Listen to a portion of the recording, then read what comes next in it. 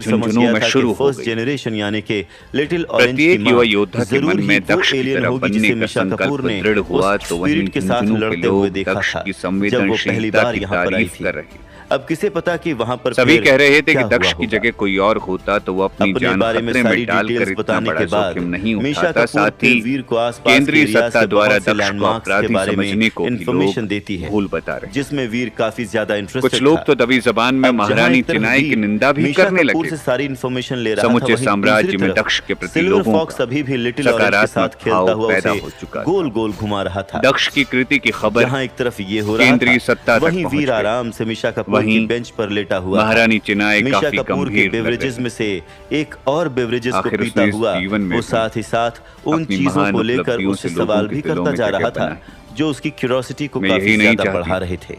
महारानी चिनाई मीशा के कपूर को पास ऐसा एक दासी महसूस हो रहा बैठी था थी। जैसे कि कोई उसके शरीर वो से बुजुर्ग एक हो एक गई। बूंद करके खून निकाल रहा ऐसा लग हो। रहा था जैसे जब वो वीर को महारानी एक बार चिनाई फिर से के अपने बेहद बेवरेजेस करीबी को रही है। पीता उसने हुआ कहा, देखती है। महारानी, आफ्टर ऑल वो तो क्या उसे पिछले मार 6 देना महीने से उचित अपने होगा? इन बेवरेजेस को बचा कर रख रही थी, लेकिन फिर मारना उसके हल पास नहीं है। कोई और उसे ऑप्शन भी लोगों नहीं से था दूर करना और होगा। न चाहते हुए भी उसे उसकी वीर के इस ख्याति अटैक को हर रोज अलाउ बढ़ रही करना है। ही मैं पड़ ऐसा रहा नहीं था होने देना और चाहती। वीर उससे जो भी सवाल कर रहा महारानी था चिनाई ने उसका कहा। उसे जवाब भी देना पड़ रहा ठीक था। उसी समय मृणालिनी भी महारानी बिना के किसी पास शर्म पहुंच के एक के गई। बाद एक कैन वो उठाकर बेहद वीर गंभीर दिख मीशा रही थी। कपूर की उसने ड्रिंक्स कहा, पीता जा रहा था। समूचा वो काफी साम्राज्य लंबे दक्ष समय की से तारीफ कर इस रहा है डेजर्ट में घूम रहा और था और लोग दबी इसीलिए जबान में न्यूट्रिएंट केंद्रीय सत्ता सॉल्यूशंस के उस के आदेश की repetitive निंदा कर टेस्ट रहे से वो हैं थक जिसमें गया था। दक्ष को अपराधी इतने लंबे बताया समय गया से है। किसी और चीज के टेस्ट की इच्छा की वजह लोगों से की भावनाओं वो का चाह ख्याल कर भी रखते खुद हुए को हमें मीशा कपूर की सकारात्मक ड्रिंक्स पहल को करनी पीने से चाहिए और रोक महामहिम नहीं आप पा रहा चाहें था। तो उसे वांछित In अपराधी fact, घोषित करने वीर को ने भूल इतनी ज्यादा बताकर ड्रिंक्स पी ली थी कि उसे मीशा भी अपने कपूर के पक्ष में खजाने करने की का प्रयास ऑलमोस्ट किया जाए। सभी ड्रिंक्स वो बेहद खत्म हो गई थी शक्तिशाली योद्धा है और दिल का अब साफ बस है। उसमें केवल वो हर एक किसी ही के ड्रिंक प्रति बची प्रेम हुई का थी। भाव रखता है। जब वीर के शैतानी तुम्हें हाथ सब कैसे उस पता आखिरी कि वो हर ड्रिंक्स को किसी के पकड़ने प्रति के लिए प्रेम का भाव आगे रखता है? बढ़ते हैं तब मीशा कपूर क्या जैसे तुमने अपने उसके साथ ब्रेकिंग समय पॉइंट बिताया पर आ है? जाती है। क्या वो तुम्हारे अब प्रति वो भी खुद को प्रेम और रखता ज्यादा है? नहीं रोक सकती थी और इसीलिए वो महारानी आगे चिनाई लपक के कर दोनों गाल खुद ही लाल उस दिख कैन रहे को थे। ले लेती है। ऐसा लग और रहा फिर था बिना जैसे एक वो सेकंड का मृणालिनी इंतजार से ये किए बात नहीं सुनना मीशा चाहती है कपूर कि जल्दी दक्ष से उस मृणालिनी के आखिरी प्रति कैन को ओपन स्नेह करती रखता है हो। और एक बड़े घूंट महारानी में ही चिनाई के उसे चेहरे पी का भाव जाती है। मृणालिनी को भी अजीब लगा। हालांकि महारानी के सामने उसकी इतनी हिम्मत नहीं थी कि वो कोई टिप्पणी कर सके। मृणालिनी ने कहा, मैं कई बार उससे मिली हूं, कभी भी उसके चेहरे पर किसी के प्रति नफरत का भाव नहीं दिखता है। उसकी आंखों में देखकर ऐसा लगता है कि उसने कोई लक्ष्य बना रखा है जिसे वो पूरा करना चाहता है, लेकिन वो किसी से बैर नहीं रखता। हां, एक योद्धा के रूप में अपने जीवन पर संकट लाने वाले घटक को वो नष्ट कर देता है। चिनाई ने पूछा, क्या उसने कभी भी मेरे बारे में कुछ कहा या पूछा है? मृणालिनी ने कहा, ऐसा तो उसने कभी कुछ नहीं कहा है जो संदिग्ध लगा हो और आपसे साझा किया जा सके। महारानी चिनाई गंभीर दिख रही थी। उसने कहा, मुझे अब उससे मिलना होगा। दूसरी तरफ मानव योद्धाओं और आदिम जाति के योद्धाओं के बीच कड़ा मुकाबला जारी था। दक्ष ने 2 वरिष्ठ योद्धाओं के हथियार तोड़ डाले और उन दोनों पर अपनी मायावी शक्तियों का इस्तेमाल किया और आग के 2 गोले उन दोनों योद्धाओं की दिशा में उछाल दिए। दक्ष के इस हमले ने दोनों को हैरान कर दिया। यह कैसे हो सकता है? 9वें स्तर के अर्ध ब्रह्मांड मंडल का योद्धा मुझ पर हमला कैसे कर सकता है? आदिम जाति के घायल योद्धा ने कहा, यह योद्धा 9वें स्तर का नहीं हो सकता है, उसने अवश्य ही अपनी क्षमता को दबा रखा है। दूसरे योद्धा ने कहा। यह योद्धा भी बुरी तरह से जख्मी हो गया था, लेकिन उन दोनों ने अब भी लड़ने की अपनी क्षमता नहीं खोई थी। वो दोनों अपने अपने हाथों में तलवार लेकर सीधे खड़े हो गए थे। दक्ष ने उन दोनों पर अपनी आध्यात्मिक शक्तियों का इस्तेमाल किया था, जिसकी वजह से इस समय वो दोनों भारी दबाव महसूस कर रहे थे। उन्हें ऐसा महसूस हो रहा था जैसे कोई उन दोनों के सर को दबा रहा था। आदिम जाति के दोनों शक्तिशाली योद्धा हैरान थे। उन दोनों की हैरानी इसीलिए भी थी क्योंकि दक्ष ने इस समय स्पेस डोर की शक्तियों का इस्तेमाल नहीं किया था। राजकुमारी रोमा विश्वास में थी। उसने दक्ष की क्षमता के बारे में पहले भी सुना था, लेकिन उसने अनुमान नहीं लगाया था कि जिस दक्ष से वो मिल रही है वो इतना शक्तिशाली है। इसी दौरान एक बार फिर पहाड़ी में हलचल हुई और पहाड़ी की दरारें बड़ी होने लगी। ऐसा लग रहा था जैसे कोई चीज उस पहाड़ी को चीरते हुए ऊपर निकल रही है। इस घटनाक्रम ने समूचे राजधानी क्षेत्र को हिलाकर रख दिया था। राजधानी में मौजूद इमारतें हिलने लगी। धरती इतनी कांप रही थी कि कोई भी व्यक्ति जमीन पर स्थिर खड़ा नहीं रह पा रहा था। आसमानी बिजली भी चमकने लगी। पहाड़ गिर रहा था और उसकी कान फोड़ू आवाज ने सभी को डरा दिया था। मानव योद्धाओं के लिए यह भयावह दृश्य था। पहाड़ी की चढ़ाई कर रहे मानव योद्धा अपेक्षाकृत अधिक शक्तिशाली थे। उनके पास उड़ने की शक्ति थी, इसीलिए पहाड़ी के नष्ट होने की स्थिति में भी वो अपनी जान बचाने में सक्षम थे। लेकिन जो कमजोर योद्धा थे और पहाड़ी की तलहटी में मौजूद थे, उन्हें खतरे का एहसास हो रहा था। आदिम जाति के लोग भी डरे हुए थे। कोई रो रहा था तो कोई घुटने टेक कर भगवान से प्रार्थना कर रहा था। आदिम जाति के लोग आदिम जाति के क्षेत्र को सर्वनाश की दिशा में जाता हुआ देख रहे थे। काला बिल्ला और मोक्षनी इस समय पेंटिंग के अंदर मौजूद थे। काले बिल्ले ने अपनी मायावी शक्तियों का इस्तेमाल किया और बाहर की दुनिया में भ्रम पैदा कर दिया, जिसकी वजह से आदिम जाति के सामान्य लोग जो डर के मारे इधर उधर भाग रहे थे वो पेंटिंग के अंदर आते गए। कुछ ही देर में बड़ी संख्या में आदिम जाति के योद्धा पेंटिंग के अंदर चले गए। मोक्षनी खुश थी। अशोक और रूबी ने दक्ष से मुकाबला करना बंद कर दिया। उन्हें कुछ देर पहले ही कौशल मित्र नामक एक वरिष्ठ योद्धा से आध्यात्मिक संदेश मिला था। कुछ देर बाद आदिम जाति के कई योद्धा पहाड़ी की चोटी की ओर बढ़ने लगे और वो सभी समूह में थे। जंगली जानवरों ने भी मानव का रूप धारण कर पहाड़ी की चोटी पर चढ़ाई शुरू कर दी। हालांकि कोई भी जंगली जानवर दक्ष की नजरों से बच नहीं सका। मछली तेजी से चट्टान की ऊंचाई की ओर बढ़ रही थी। उसकी चाल उसकी मनोकांक्षा का प्रदर्शन कर रही थी। तभी सुराजी की आवाज गूंजी, दक्ष, जब मुझे सबसे बड़ा खजाना मिल जाएगा तो मैं हम दोनों के बीच की शिकायतों को भी सुलझा लूंगा। दक्ष ने मुस्कुराते हुए कहा, क्या तुम्हें सच में लगता है कि तुम सबसे बड़े खजाने को प्राप्त कर सकते हो? सम्राट अरविंद भी ठीक उसी समय पहाड़ी पर पहुंचे थे। उनके साथ एक और योद्धा था जिसका नाम विघ्नेश था।